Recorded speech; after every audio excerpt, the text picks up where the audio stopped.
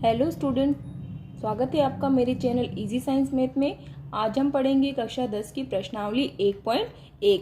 पहला सवाल है, निम्नलिखित संख्याओं का एचसीएफ ज्ञात करने के लिए यूक्लिड विभाजन एल्गोरिथम का प्रयोग कीजिए। तो यहाँ पर हमें क्या करना है कि ये जो संख्याएं हमें दी गई है, हमें इनका एचसीएफ ज्ञात करना है, लेकिन एचसीएफ हमें यूक्लिड विभाजन एल्गोरिथम का प्रयोग करते हुए ज्ञात करना है। तो पहले हमें क्या करना है कि यूक्लिड विभाजन एल्गोरिथम क्या है, पहले हमें ये समझ लेना है। तो आइए समझते हैं कि यूक्लिड विभाजन एल्गोरिथम क्या होती है। तो यहाँ पर मैं आपको बताती हूँ कि यूक्लिड विभाजन एल्गोरिथम क्या होती है।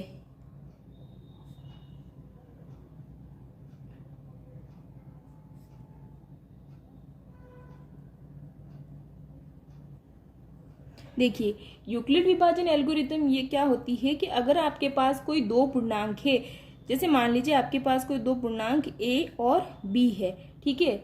अगर आपके पास ये दो पूर्णांक है a और b, तो a और b के लिए कोई दो पूर्ण संख्याएं q और r भी होगी। अब a b और q r में क्या रिलेशन होगा, a b और q r में ये संबंध होगा a = b q plus r, जहां पर a क्या है, भाज्य है, b भाजक है, q भागफल है और r शेषफल है, ठीक है। अगर कोई पूर्णांक a भी है तो उसके लिए कोई ना कोई पूर्णांक q और r भी निश्चित है। और यहाँ पर देखिए, एक मतलब इस यूक्लिड विभाजन एल्गोरिथम के लिए एक कंडीशन दी हुई है, ठीक है। क्या कंडीशन दी हुई है कि जो r का मान है वो r का मान 0 के बराबर हो सकता है, 0 से बड़ा हो सकता है, लेकिन r का मान हमेशा b से क्या होगा, छोटा होगा। यानी कि कहने का मतलब क्या है कि जो शेषफल होगा वो 0 से बड़ा हो सकता है, 0 के बराबर हो सकता है, लेकिन जो भाजक है उससे हमेशा क्या होगा, छोटा होगा।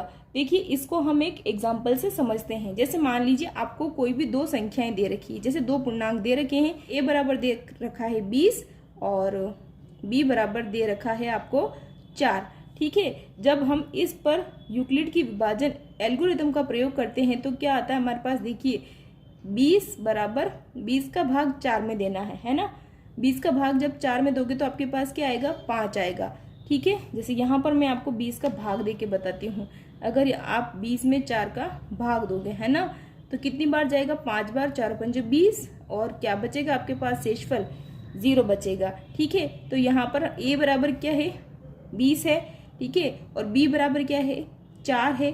q बराबर हमारे पास क्या आया है, q बराबर हमारे पास आया है 5, और यहाँ पर r यानी कि शेषफल बराबर हमारे पास क्या आया है, 0। तो यहाँ पर हम ये चीज लिख देंगे, ठीक है। अब देखिए, यहाँ पर जो r है वो b से क्या है, छोटा है ना, 0 के बराबर है, क्या है, 0 के बराबर है। तो इस तरह से हमारे पास कोई दो पूर्णांक थे b 20 और 4, उनके लिए q और r ये फिक्स है कि अगर a बराबर 20 है, b बराबर 4 है, तो इसके लिए q बराबर 5 होगा और r बराबर क्या है, 0 होगा, ठीक है। तो ये है विभाजन एल्गोरिथम, और इसी विभाजन एल्गोरिथम का यूज करके हमें एचसीएफ ज्ञात करना है। तो देखते हैं हम कैसे करते हैं।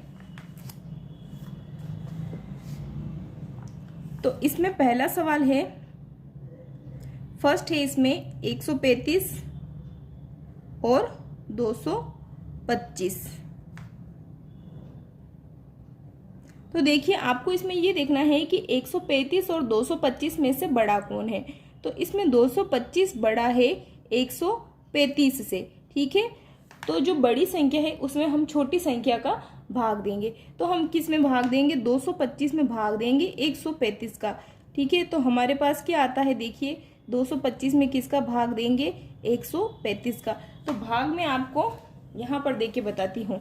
जैसे आप 135 का भाग किस में देंगे, 225 में, तो ये कितनी बार भाग जाएगा, ये भाग जाएगा एक बार, ठीक है। एक बार भाग जाएगा तो आपके पास कितना आएगा, 135 आएगा।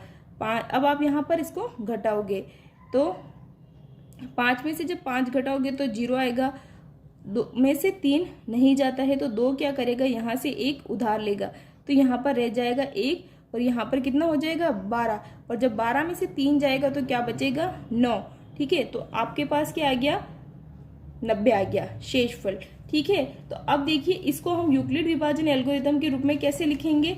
यहाँ पर देखिए कि जो a हमें दे रखा था, जो बड़ी संख्या होगी इसको हम a लेंगे, ठीक है। तो a की जगह हमने लिख दिया 225, b बराबर हमें क्या दे रखा है 135। अब यहाँ पर आता है q क्या होता है गुण भागफल, ठीक है। q क्या होता है भागफल। भागफल हमारे पास क्या आया है देखिए 1, ठीक है। तो हम इसको गुणा करके क्या लिख देंगे 1, और प्लस क्या आता है r मतलब शेषफल, और शेषफल आपके पास क्या आया है 90। तो आप 90 को कहाँ लिख दोगे, यहाँ पर लिख दोगे, ठीक है। तो ये हो गया फर्स्ट स्टेप, ठीक है। फर्स्ट स्टेप आपने करी है। अब सेकंड स्टेप में आपको क्या करना है कि ये जो पहले b था, है ना, तो 135 को तो अब यहाँ पर लाना है, यानी कि अब आपको इसमें भाग देना है। किसका भाग देना है, जो पिछली स्टेप में आपके पास शेषफल आया था उसका भाग देना है, ठीक है। यानी कि अब आपको 135 में 90 का भाग देना है। तो देखिए 135 में 90 का भाग आप कैसे देंगे, जब आप 135 में 90 का भाग देंगे तो कितनी बार जाएगा। देखिए 90 का पहाड़ा आप एक बार बोलोगे तो 90 आएगा, और 2 बार बोलोगे तो 180 आएगा, जो कि 135 से क्या है बड़ा है। तो हमें बड़ी संख्या नहीं लेनी है, हमें छोटी संख्या लेनी है। तो 90 का पहाड़ा सिर्फ एक बार बोलेंगे और 135 में एक बार भाग देंगे 90 का। तो अब यहाँ पर हम क्या करेंगे, घटाएंगे। जब 5 में से आप 0 घटाओगे तो आपके पास आएगा 5, और 13 में से 9 घटाओगे तो आपके पास क्या आएगा 4।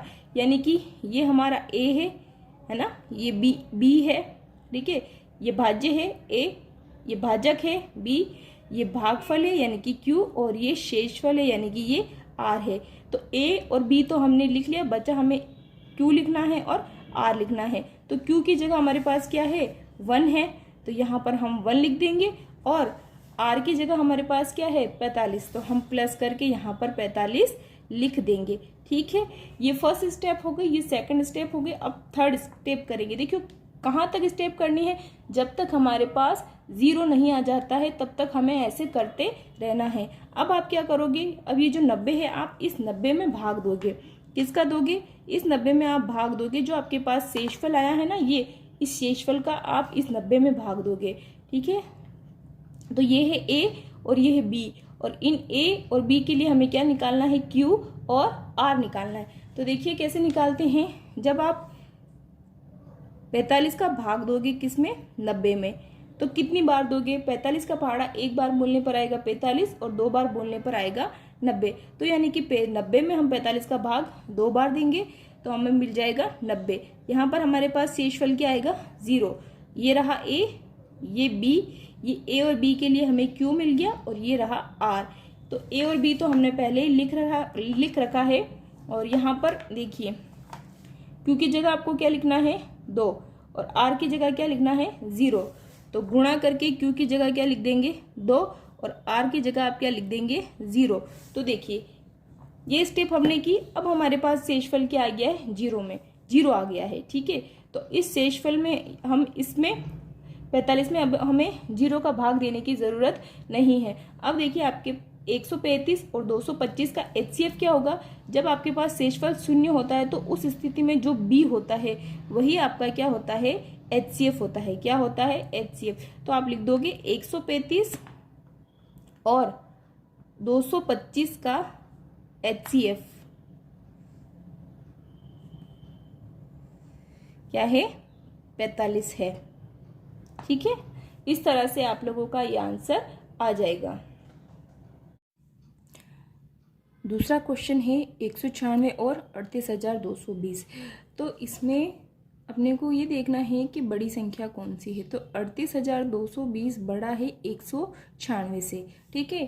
तो बड़ी संख्या जो होती है उसको a लेते हैं और छोटी संख्या को b लेते हैं, ठीक है। और देखो ये 38,220 को मैंने a की जगह पे रख दिया है और b की जगह पे मैंने लिखा है 196। अब मुझे इनके लिए क्या चाहिए, q और r का मान निकालना है। तो q और r का मान निकालने के लिए हम क्या करते हैं, a में b का भाग देते हैं। तो इसका मतलब हमें 38,220 में 196 का भाग देना होता है। तो अब देखो 196 का हमें मतलब कि पहाड़ा तो याद नहीं होता है, लेकिन फिर भी देखो कैसे हम करते हैं।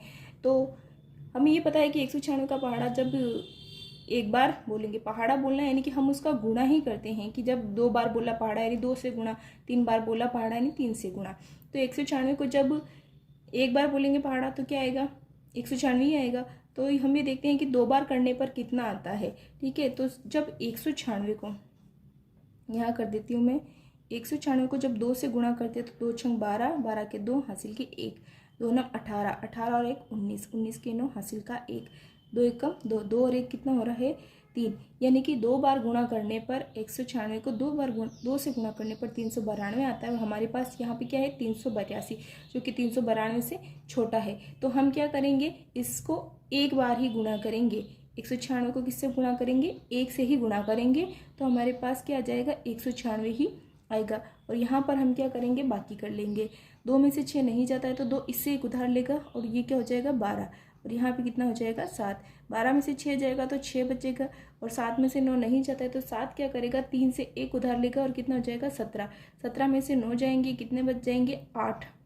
और 2 में से 1 जाएगा, कितना बच जाएगा 1। अब हम क्या करेंगे, यहाँ घटाने के बाद 382 के बाद का जो अगला अंक है 2, उसको जो नीचे शेषफल आया है ना 186, उसके साथ हम नीचे उतार देंगे। तो 2 हमने उतार लिया। ठीक है, अब देखिए कि अब 196 का पहाड़ा कितनी बार बोले, यानी कि अब कितना ले हम, कि हमारे पास 1862 आए या फिर इससे छोटी संख्या आए।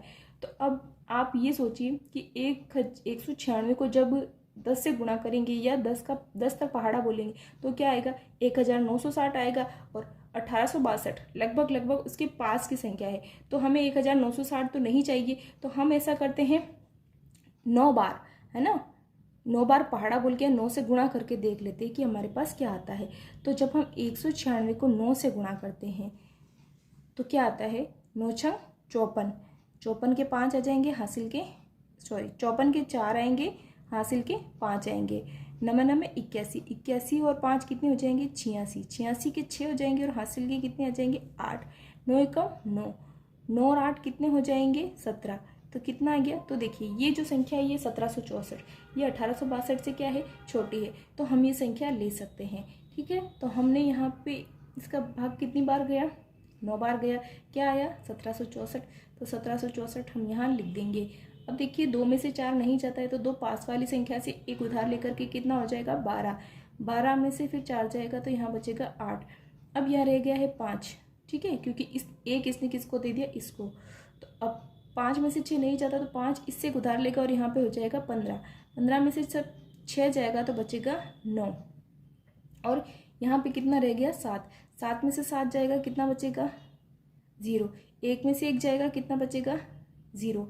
अब हमारे पास देखो यहाँ तक ये वाली संख्या हमने पहले उतार ली थी, अब बची है लास्ट 0। तो अब हम यहाँ पे क्या उतारेंगे 0। तो अब देखिए कि 196 का पहाड़ा बोलने पर हमारे पास क्या आना चाहिए, 980 आना चाहिए या फिर उससे कम आना चाहिए। तो अब देखिए यहाँ पर क्या है 1। तो अगर 1 का पहाड़ा हम 9 बार बोलेंगे तो आगे तो हमें 9 मिल जाएगा। ठीक है, लेकिन अब पीछे देखिए, पीछे क्या है 6। तो 6 को यानी इकाई का स्थान, इकाई के स्थान पर हमें क्या चाहिए 0 चाहिए, है ना। तो आप सोचिए कि ऐसी कौन सी संख्या है जिससे 6 को गुणा करने पर हमें इकाई के स्थान पर 0 मिल जाएंगे। तो देखिए 6 मतलब कि अब मैं आपको डायरेक्ट बता देती हूँ और आप पहाड़ा बोल के भी देख सकते हैं कि जब 6 का पहाड़ा कितने बार बोलने पर इकाई के अंक पर 0 आता है। तो जब हम 6 का पहाड़ा या तो 5 बार बोलेंगे तो हमें क्या मिलेगा, इकाई के अंक पर 0 मिलेगा, क्योंकि 6 को 5 से गुणा करेंगे तो ये क्या हो जाएगा 30, है ना। या फिर हम 6 को 10 से गुणा करेंगे तो हमें इकाई के स्थान पर क्या मिलेगा 0। ठीक है, तो देखो 6 को 10 से गुणा करेंगे तो 1960 मिलेंगे, जो कि हमें नहीं चाहिए। तो हम 6 को 5 से गुणा करके एक बार देख लेते हैं कि हमारे पास क्या आता है। तो ये मतलब 6 को 5 से नहीं, 196 को 5 से गुणा करके देख लेते हैं। 196 गुणा 5, तो जब 5 का पहाड़ा हम 6 बार बोलेंगे तो हमारे पास क्या आएगा 30 आएगा। 30 के 0 यहाँ लग जाएंगे और हासिल यहाँ लग जाएगा। 5 नम 45, 45 और 3 कितने हो जाएंगे 48, 48 के क्या आ जाएंगे 8 आ जाएंगे। हासिल के क्या लग जाएंगे 4, 5 एकम 5, 5 और 4 कितने हो जाएंगे 9। देखिए कितना आ गया गुणा करने पर 980। ठीक है, तो यहाँ पर आप 980 लिख देंगे और शेषफल क्या आ गया 0। अब हमने 196 का पहाड़ा कितनी बार बोला है, कितनी बार भाग गया है 5 बार। तो यहाँ पर हम क्या लिख देंगे 5। तो देखिए ये हमारा ए था, जो हमने यहाँ लिख रखा है ये बी है, यहाँ लिख रखा है, इसके बाद गुणा का निशान आता है और फिर क्या आता है क्यू। क्यू मतलब भागफल। भागफल आपके पास क्या आया है 195, तो आप 195 यहाँ लिख देंगे। उसके बाद प्लस का चिन्ह आता है, उसके बाद क्या आता है शेषफल। तो शेषफल हमारे पास क्या आया है 0। तो देखिए जब भी हम विभाजन एल्गोरिथम से एचसीएफ निकालते हैं तो ये प्रोसेस हम कहाँ तक करते हैं, जब तक हमारे पास 0 नहीं आ जाता। और यहाँ पहली स्टेप में हमारे पास 0 आ चुका है, यानी कि हमारा एचसीएफ यहीं तक निकल जाएगा। यानी कि और बी एचसीएफ क्या होता है, जब शेषफल 0 होता है तो उस स्थिति में हमारे पास जो बी होता है वही एचसीएफ होता है। तो यहाँ पर 196 और 38,220 का एचसीएफ क्या होगा, ये होगा 196 एचसीएफ किसका, 196 और 38,220 का क्या होगा 196। ये हो जाएगा आपका आंसर।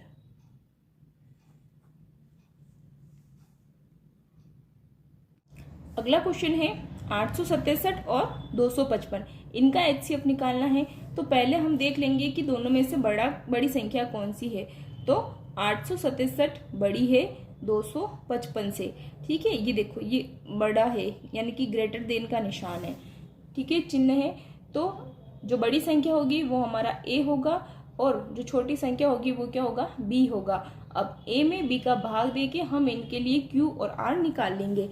जब आप 867 में भाग दोगे 255 का तो क्या होगा, देखो ये 255 है यानी कि लगभग 250 के बराबर है। और 250 को जब 2 से गुना करोगे तो क्या आएगा 500, लेकिन हमें चाहिए 867, ठीक है। तो दो बार गुणा करने पर 500 से ज़्यादा संख्या आएगी। तो हम क्या करते हैं, इसको 3 से गुणा करके देखते हैं कि क्या होता है। तो जब 3 से गुणा करते हैं 255 का तो देखिए क्या होता है, 3 पंजे 15 के 5 हासिल का 1, 3 पंजे 15 और 1 16, 16 के 6 हासिल की 1, 3 दूनी 6, 6 और 1 कितना हो रहा है 765। तो देखो हमें चाहिए 867 लेकिन हमारे पास आ रहा है 765। अगर आप इनको एक बार और 4 से गुणा करोगे तो देखो 4 से गुणा करने पर यहाँ संख्या क्या आ जाएगी, 4 दूनी 8 आ जाएगा, ठीक है। यानी कि ये संख्या अगर आप करके देख लो, एक बार करके देखोगे तो 867 से बड़ी संख्या ही आएगी आपके पास। 4 पंजो 20 की सुपर हासिल के 2, 4 पंजो 20 की सुपर 20, 4 पंजो 20 और 2 हासिल के कितने हो जाएंगे 22 और हासिल के 2 लग जाएंगे। 4 दूनी 8, 8 और 2 कितने हो जाएंगे 10। तो देखो 4 बार गुणा करने पर 1020 आ रहा है। तो ये 867 से क्या है बड़ी संख्या है। तो हम क्या लेंगे, छोटी वाली संख्या लेंगे। यानी कि 867 में 255 का भाग कितनी बार देंगे, 3 बार देंगे और क्या आएगा 765। अब आपको क्या करना है, बाकी कर लेना है। 7 में से 5 जाएगा तो कितना बचेगा 2, 6 में से 6 जाएगा कितना बचेगा 0, 8 में से 7 जाएगा कितना बचेगा 1। तो देखिए ये रहा A, ये रहा B, ये रहा Q। तो Q की जगह आप क्या लिख दोगे 3 और R की जगह आप क्या लिख दोगे 102। अब आपको अगली स्टेप में क्या करना है, अगली स्टेप में आपको ये करना है कि इस 255 को लेना है A और B की जगह क्या आ जाएगा 102। यानी कि अब आपको 102 का भाग देना है 255 में है।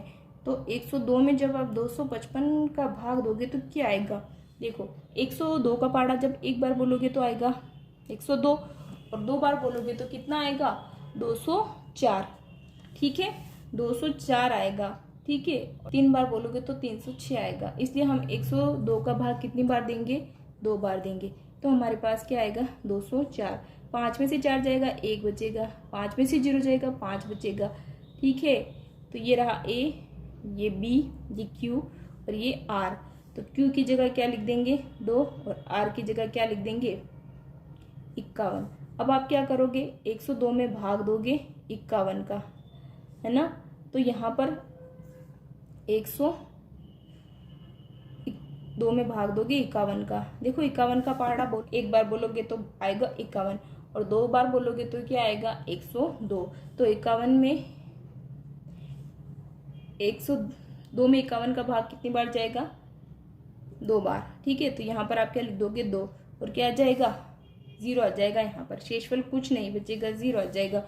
तो Q की जगह क्या लिख दोगे 2 और R की जगह क्या लिख दोगे 0। देखिए शेषफल क्या आ गया आपके पास 0 आ गया। इसका मतलब आपका HCF क्या आया 51।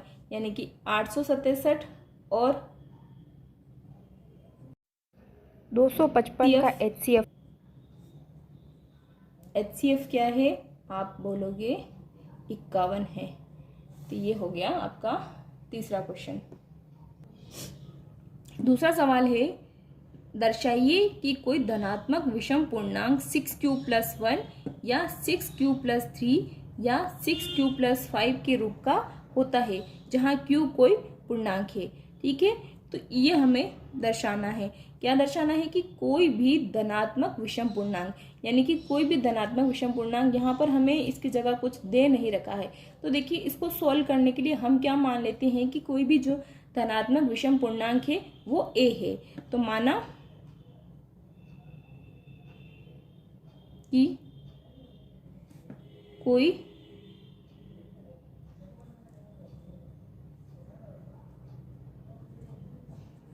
धनात्मक विषम पूर्णांक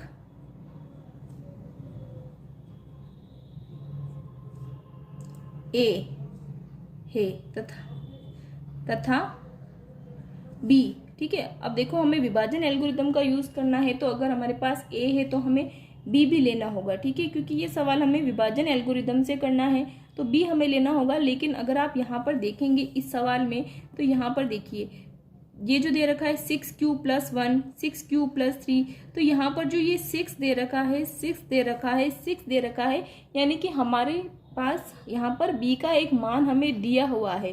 क्या दिया हुआ है? 6। क्योंकि देखो विभाजन एल्गोरिथम क्या होती है, विभाजन एल्गोरिथम होती है a बराबर b/q+r, है ना। तो यहाँ पर सब जगह b का मान 6 है। माना कि कोई धनात्मक विषम पूर्णांक, ये हमने माना है कि a है तथा b बराबर क्या है? 6 है।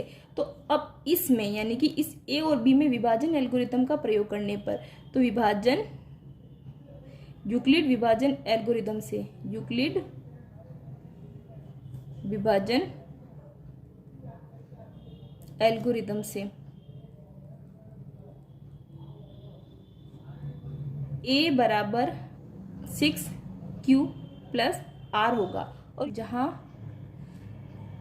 r का मान क्या होगा? b से हमेशा छोटा होगा, 0 के बराबर हो सकता है और 0 से बड़ा हो सकता है। देखो यहाँ पर r का मान क्या है? b से हमेशा छोटा होगा। तो अगर हमारे पास अगर b का मान हमें दिया हुआ है, ठीक है, बोला गया है कि r का मान क्या होगा? b से छोटा होगा, और b का मान क्या है? 6 है, यानी कि r का मान क्या हो सकता है? 6 से छोटे जितने भी मान हैं वो सब r के मान हो सकते हैं।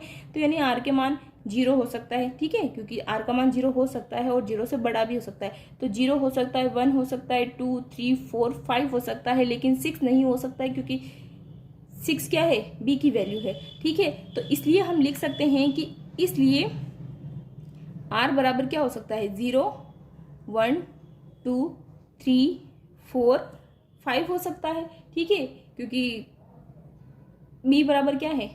6 है, इसलिए बस ये मान r के हो सकते हैं। ठीक है, क्योंकि r b से बड़ा नहीं हो सकता है। अब हम क्या करेंगे, अगर ये शेषफल हो सकते हैं तो कोई भी जो धनात्मक विषम पूर्णांक का मान क्या हो सकता है? अतः a बराबर क्या हो सकता है? a बराबर 6q अगर देखो शेषफल 0 है तो 6q हो सकता है, अगर शेषफल 1 है तो क्या हो सकता है? 6q+1 हो सकता है, अगर शेषफल 2 है तो 6q+2 हो सकता है, अगर शेषफल 3 है तो इस तरह से ये a के अलग अलग मान हो सकते हैं, है ना। और लास्ट 6q+5। तो अगर r के मान 0, 1, 2, 3, 4, 5 हो तो a के इतने सारे अलग अलग मान हो सकते हैं। लेकिन क्या है कि 6, लेकिन हमें मतलब कि कोई भी धनात्मक विषम पूर्णांक दर्शाना है कि धनात्मक विषम पूर्णांक इस रूप में हो सकता है। तो 6q+2 और 6q+4 ये एक धनात्मक विषम पूर्णांक नहीं हो सकते हैं। क्यों नहीं हो सकते हैं? क्योंकि ये जितने भी है ना 6q, 6q+2, 6q+4 ये क्या है? 2 से विभाज्य है। इन सब में क्या होगा? 2 का भाग चला जाएगा, और विषम पूर्णांक में 2 का भाग नहीं जा सकता है।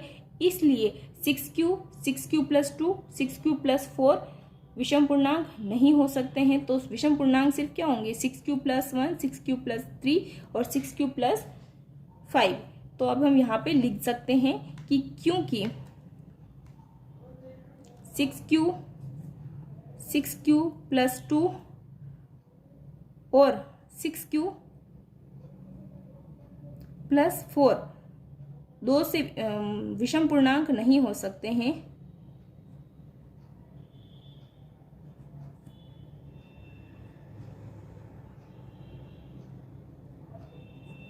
क्योंकि ये 2 से विभाज्य है।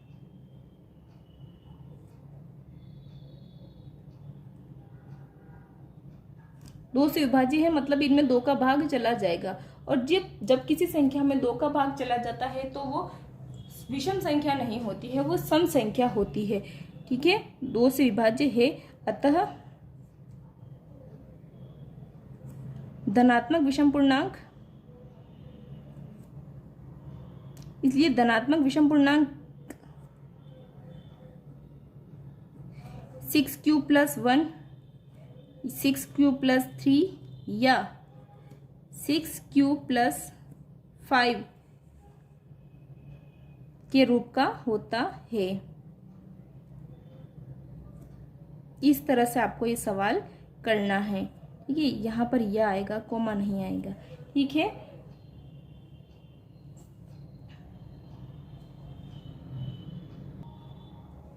तीसरा सवाल है, किसी परेड में 616 सदस्यों वाली एक सेना की टुकड़ी को 32 सदस्यों वाले एक आर्मी बैंड के पीछे मार्च करना है। दोनों समूह को समान संख्या वाले सदस्यों में मार्च करना है, समान सदस्यों वाले स्तंभों में मार्च करना है। उन स्तंभों की अधिकतम संख्या क्या है जिसमें वे मार्च कर सकते हैं। यानी देखो, एक आर्मी के कुछ लोग हैं, ठीक है, ये मान लो कोई आर्मी है, इसमें 616 लोग हैं, ठीक है, और एक मतलब कि 32 लोगों की संख्या वाला एक आर्मी बैंड है। अब क्या करना है कि इन 616 लोगों को इन 32 लोगों के पीछे क्या करना है, मार्च करना है। लेकिन मार्च इस संख्या में करना है कि जितनी इन लोगों के मतलब कि ये बन रहे हैं ना स्तंभ, उतने ही इन आर्मी वालों के भी उतने ही स्तंभ बने। तो ये कह रहे हैं कि ऐसी कितनी लाइनें बनेगी, स्तंभ का मतलब कि ऐसे मतलब कि कितनी लाइनें बनेगी, ये हमको इसमें बताना है। तो देखो, अगर इस तरह का जब सवाल आए कि अधिकतम मतलब कि कितने स्तंभ बनेंगे, तो जब भी अधिकतम वर्ड आएगा ना, तो आपको उसमें क्या निकालना है, HCF निकालना है। यानी कि आपको 616 और 32 का क्या निकालना है, HCF निकालना है। तो 616 और 32 में बड़ा कौन है, 616, ठीक है। तो ये A हो गया और ये क्या हो गया, B। यानी कि 616 में आपको भाग देना है 32 का। तो जब 32 का भाग दोगे 616 में, तो एक बार बोलने पर क्या आएगा, 32, और 2 बार बोलने पर क्या आएगा, 64। लेकिन यहाँ पर 61 है, तो हम सिर्फ कितनी बार देंगे, एक बार। तो क्या आ जाएगा, 32। एक में से 2 नहीं जाता है, तो यहाँ से 2 एक उधार लेगा, 11 आ जाएगा। 11 में से 2 जाएंगे तो 9 बचेगा। और यहाँ पर रह गया 5, 5 में से 3 जाएगा, तो कितना बचेगा, 2। अब आपको क्या करना है, यहाँ से आप क्या कर लेंगे, 6 उतार लेंगे, ठीक है। तो देखिए 10 बार बोलने पर क्या आ रहा है, 320, और हमें क्या चाहिए, 296। तो देखिए एक बार इसको 9 से गुणा करते हैं, पीछे से स्टार्ट करते हैं कि 10 बार बोलने पर 320 आ रहा है, तो 9 बार बोलने पर कितना आता है। तो जब 32 को 9 से गुणा करते हैं तो क्या आ रहा है, 9 दूनी 18 के 8 और हासिल का 1, 9 तिया 27, 27 और 1 28। तो देखिए 9 बार बोलने पर कितना आ रहा है, 288, जो कि 296 से क्या है, कम है। तो हम ये संख्या ले सकते हैं, ठीक है। कितनी बार बोलने पर आ रहा है, 9 बार, तो 9 लिख देंगे यहाँ। कितना आ रहा है, 288, तो उसको लिख देंगे यहाँ। 6 में से 8 जाता है क्या, नहीं जाता है शायद। तो ये 6 क्या करेगा, इससे एक उधार लेगा, तो ये कितना हो जाएगा, 16। 16 में से 8 जाएगा, कितना बचेगा, 8। अब यहाँ पे कितना रह गया, 8। 8 में से 8 जाता है क्या, हाँ। और कितना बचता है, 0 बचता है। और 2 में से 2 जाता है, हाँ। कितना बचता है, 0। तो यानी कि A, ये B है, ये क्या है, Q है। तो Q को कहाँ लिखेंगे, यहाँ लिखेंगे। और यहाँ पर क्या आता है, R। R का मान हमारे पास क्या आया है, 8। तो यहाँ पर हम 8 लिख देंगे। अब नेक्स्ट स्टेप क्या होती है, नेक्स्ट स्टेप होती है कि जो B होता है वो अगली स्टेप में A बन जाता है, और जो R होता है वो अगली स्टेप में क्या बन जाता है, B बन जाता है। अब हमें इस A और B यानी कि 32 और 8 के लिए क्या चाहिए, Q और R।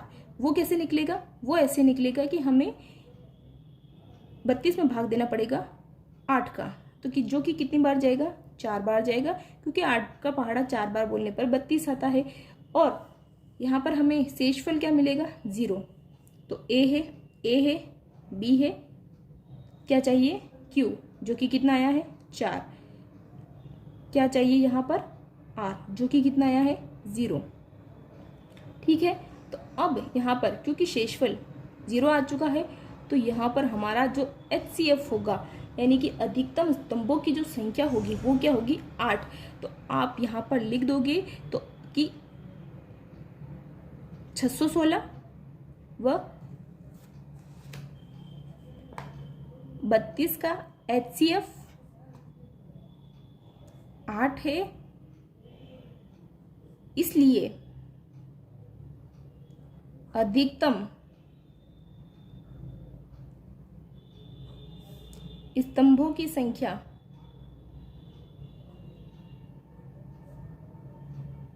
8 होगी। ओके, तो यहाँ पर हमने 1.1 के फर्स्ट, सेकंड और थर्ड ये सवाल कर लिए हैं, और आप इन सवालों की प्रैक्टिस कीजिए। ठीक है, और आपको मेरा वीडियो कैसा लग रहा है आप मुझे कमेंट करके ज़रूर बताइए। अगर आपको मेरे वीडियो अच्छे लग रहे हैं तो आप इसे लाइक कर सकते हैं, अपने दोस्तों को शेयर कर सकते हैं, मेरे चैनल पर नए हैं तो इसे सब्सक्राइब कर सकते हैं। Okay, thank you.